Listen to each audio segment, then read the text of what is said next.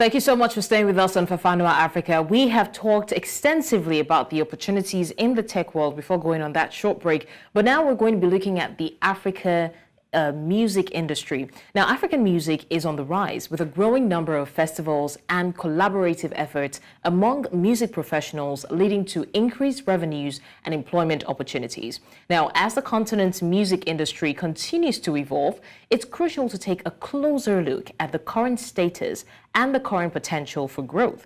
However, there is still work to be done to fully capitalize on the potential of African music. This includes addressing the challenges like access to resources, copyright protection, infrastructure for music education, as well as training.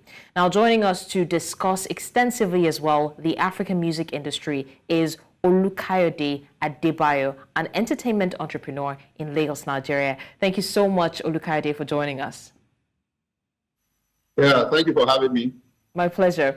All right, we're talking about the African music industry, right? I think that it's right to start off by asking, what do you think has contributed over time till now to the rise of the African music on the global stage? Well, from my own perspective, I'll say it's just pure grit, basically. Grit from the young people, their passion, their love for what they do.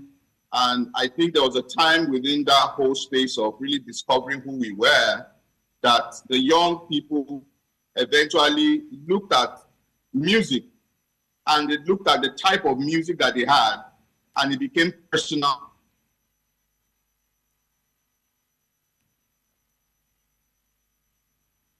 Kayode, are you there? That they had. Okay. Yes, I'm here. All right, please go ahead. So with the level of grit that they had, the level of passion that they had, and the kind of confidence that they had in themselves, they took especially the Afrobeat genre, and they ran with it. And it's not a surprise that we see what we are seeing now, because it's more like something that has been in the works for more than 15 years now. So this is more like the reward time for those that really put in the energy and the work into it. Right. Now, Kayode, we hear of so many music festivals around the world. There's the Cannes Festival, there's the Coachella, there's so many different festivals. And we see the emergence of African musicians, African artists being present in these festivals and also, winning global awards as well. My question is, how do you think that these global festivals impact the growth and the visibility of African music? Well, festivals, yes. These festivals that are all around the world are big. Just like you mentioned, we have the Glastonbury, we have the Coachellas, and somehow our own people, our own products from here, our talents here they've become mainstream artists. The genre, the Afrobeat genre has become mainstream, and it's of no surprise. Since 2017 till now, Afrobeat stream has grown 550% on Spotify alone. We've not talked about Apple Music and a lot of all these other platforms. We've seen streams grow in billions generally. So it means that a lot of people are listening to this music, and a lot of people like the brands that have been cultivated out of this genre of music. And these people are longing to be able to experience these people live, want to see them, want to hear their music and have that feel, that experience basically. So it's something that is quite good by the festival organizers now to start to impute Afrobeats, and not even just to give it a back-end approach towards it. They make it forefront, and most of our artists right now have become more like the headliners of the top events. For example, Burna Boy shut down Glastonbury maybe like 2 or 3 weeks ago. We saw him also perform to 100,000 crowd in Morocco very recently. Our People Wireless, festival just happened in the UK some few days ago, and you see a lot of our artists on those places. So for them, it's even economic benefit. It's commercial value for the organizers of that to have our people there, because they know that guarantee these people are listening to these artists, and of course, these artists will be selling tickets. So it's a business thing, and it's good that these global organizations are picking it up and they are using that and leveraging it, to be able to make financial benefits for themselves. So would you say that the supposed pressure, it's like there's an unspoken rule or an unspoken pressure that whichever Afrobeat artist is coming after, you mentioned that since 2017, it's been more like a hit, like they call it back to back. So would you say that the pressure on the younger generation of Afrobeat artists have made them do more for Afrobeat, because it's like once there's a new artist on the block, the person goes all out with Afrobeat and the world is celebrating the music? Do you think it has anything to do with that pressure to uphold the Afrobeat standard? And then do you think it helps them, basically, it motivates them to do better with their music? Well, yeah, typically it does, because, let's go back to sports, right? Remember that there was a time when sports used to be like the outcasts survival situation where he couldn't make it well in school, so he needs to do sports just to kind of find something and get himself busy. But eventually we saw sports, football become mainstream, where we were producing the best players in the world, people that featured in world tournaments, and of course became part of the people that were even involved in world, when you say they want to build a World Cup team, we found like 2 to 3 of our players involved there. And these guys were making a whole lot of money in Europe and other markets in which they played. So it's the same thing for Afrobeats now. So for Afrobeats now, our art is a healthy competition because it's a global market. The music market is $30 billion in revenue annually. And, everybody wants a pie, small, everybody wants a part of that big pie. And the good thing about it now is that if our music has become mainstream and everybody is paying attention to it, the question there also will now be, who is at the forefront? Who are the ambassadors of that genre? So you kind of see a healthy competition happening among the young ones. And there's always that, willingness to want to displace the next person there in some form of popularity. And I believe that it's healthy competition. And we should encourage it. And even beyond the music artists that are in the forefront now, we start to see producers also. We start to see artist managers. We start to see a lot of people that are at the back end area of the industry also getting their flowers also and getting a lot of income, even foreign exchange income from what they do for the ecosystem. So it's interesting, an interesting time. And I believe that it's only going to grow bigger, because seeing Africa, especially Nigeria and the Afrobeat genre, sits on top of that cultural food chain. And generally, because we have a lot of Nigerians all spread around the world. So these are more like bees. Just like a bee would kind of pollinate flowers and move it around. So that is what Nigeria and our immigration around the world has become for even our music. So we now have a market to be able to export what we created here locally. The brands that were developed here locally, we now have demand for them internationally, just because Nigerians are spread across the world. And these Nigerians have relationship with friends and all that. So it has become more of like it's like a virus that have moved around across everybody. So it's a good time for these guys, because a lot of them are making good amount of money now. And of course, they are doing quite a lot for the image of Nigeria. It's hardly anywhere you go to now where you ask, where you say I'm Nigerian, and anybody will be asking you, where is that? Because if you know Nigeria, you know Burna Boy, you know Wizkid, you know Davido, and you know a lot of these guys. And it's been quite an interesting time. Right. Okay. I would also like to ask, what are the challenges, or what challenges do you think that African music professionals face in terms of increasing their revenue and, opportunities? Well, just like everything that starts and that has grown, now we've left the development stage. We are at the growth stage now, and then and at the growth stage that we are now, there's a need to scale what we have. We know that the rock music is like the most, rock and hip hop has been the most, the genre that has the highest level of engagement out in the world. Can Afrobeats become that? And if Afrobeats can become that, it means Afrobeats needs a lot more professionals to get involved. They need a lot more staff.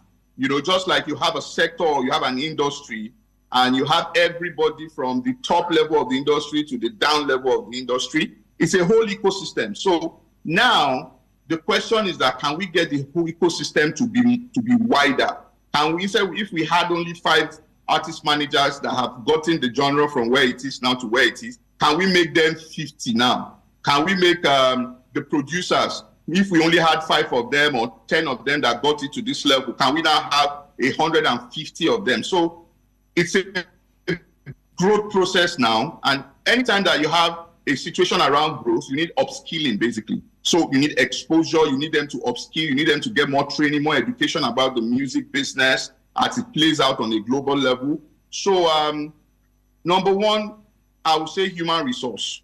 Growing that human resource to be able to kind of support that growth and expansion process is very necessary right now. Matters around, for example, monetization.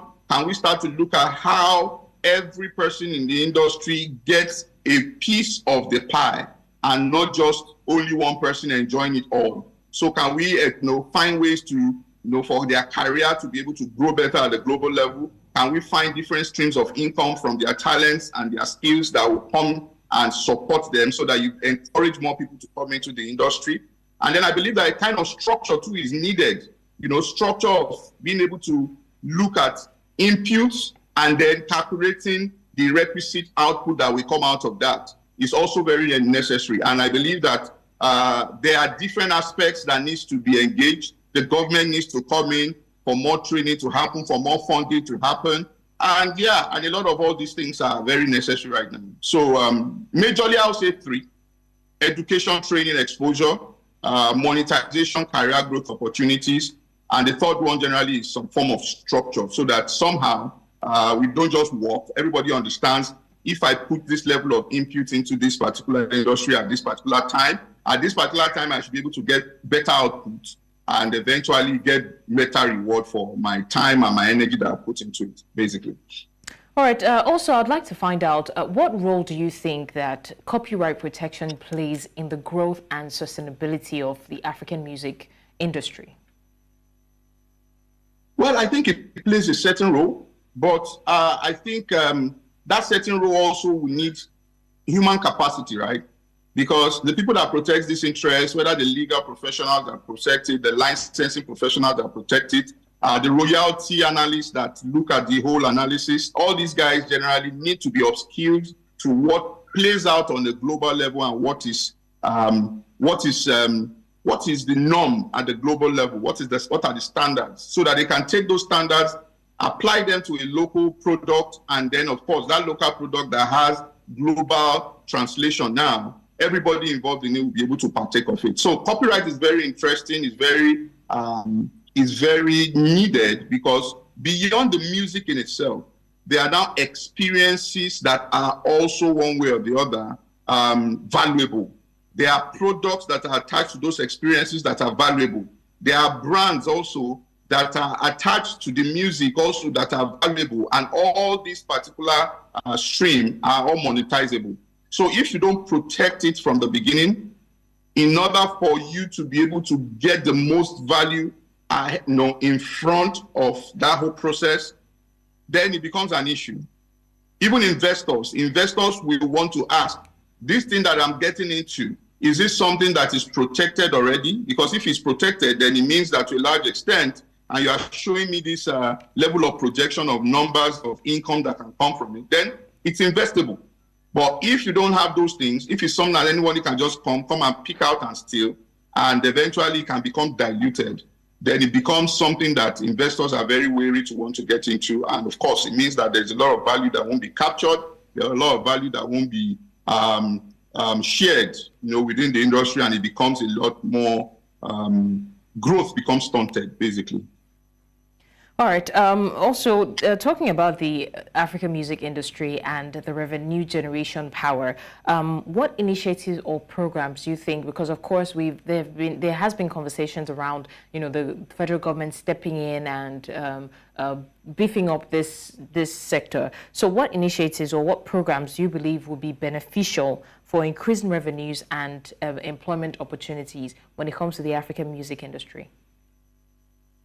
Well, number one, I think very, deliberate partnerships needs to come in. For example, I belong to a network called Arts Connects Africa, which is a kind of like a brain trust, kind of like a resource people that are technically savvy. These are Grammy Award winners and all these people that are coming in and saying that we are passionate about getting Africa's product and African's brand into the globe, and then also getting the world to be able to come into Africa also, to be able to form that business and commercial value that is needed to be able to go around. That is very important. Then also, there is a need for technology to come in here. Technology that, for example, is a global business. That means that we have developed a lot of local people here that have been able to take Afrobeats and take it on the global level. Can those talents now become very useful in developing global businesses where Western companies can apply, can engage our local talents here, and then eventually get those talents to work for international enterprises and get the requisite income, foreign exchange into our economy. And, the government needs to come in, policies needs to come in where it encourages investors to be able to come into our place here and come and build infrastructures here that can capture a lot of value in that. For example, I know a company right now that is doing the whole human resource thing called Crowd.